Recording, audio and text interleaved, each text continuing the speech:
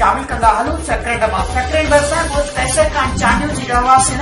टीसन बंगुल चांडियो पंहिंजी 13 साला मासूम न्याणी कायनात के मुबीना बदी एवज़ पंहिंजी चौथी शादी करण जो इंकशाफ कियो आहे। नाज़रीन वाकई अहम खबर खां आगाह कंदा हलूं सेक्रेंड मां सेक्रेंड बरसा गोट कैसर खान चांडियो जी रवासिन टीसन बंगुल चांडियो पंहिंजे 13 साला मासूम न्याणी कायनात के मुबीना बदी एवज़ ॾिनी पंहिंजी चौथी शादी करण जो इंकशाफ कियो आहे। जी अवां खे एक अहम खबर ॾियूं पिया सकरंड में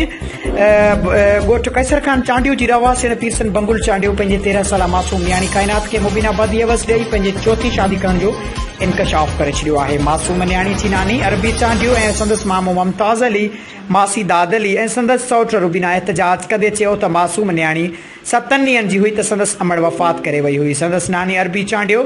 खेसि न्यापो ऐं संदसि नानी इल्ज़ाम हणंदे चयो त संदसि वालिद 15 ॾींहं पहिरियां असांजे ॻोठ दलील चांडियो अची न्याणीअ खे घुमाइण बहाने वठी वियो जिते हिन धारनि सां मिटी करे हिकु पिरसन शख़्स खे परिणाए रहिया आहिनि जॾहिं त 13 साला मासूम न्याणी काइनात खे ववाह में विहारे ज़ोरी परिणाए रहिया आहिनि। संदसि नानी सौट मासात रोईंदे चयो आहे त मुंहिंजी मासूम न्याणी सां ज़ुल्म आहे उनखे क़ैद कयूं वेठा आहिनि। असां पुनल खान चांडियो जी पुलिस खे इतला कयो पर अञा ताईं का बि कार्रवाई नाहे कई वई जॾहिं त SHO PK न्याज़ हुसैन करेरी चयो आहे त असां जांच करे रहिया आहियूं अगर न्याणी के ज़बरदस्ती परिणायो वियो आहे त उन खिलाफ़ सख़्त कार्रवाई कई वेंदी जॾहिं त मासूम न्याणी जो वालिद बंगुल खान चांडियो जो चवणु आहे त अहिड़ी का बि ॻाल्हि न आहे बाक़ी आउं पंहिंजी शादी करे रहियो आहियां।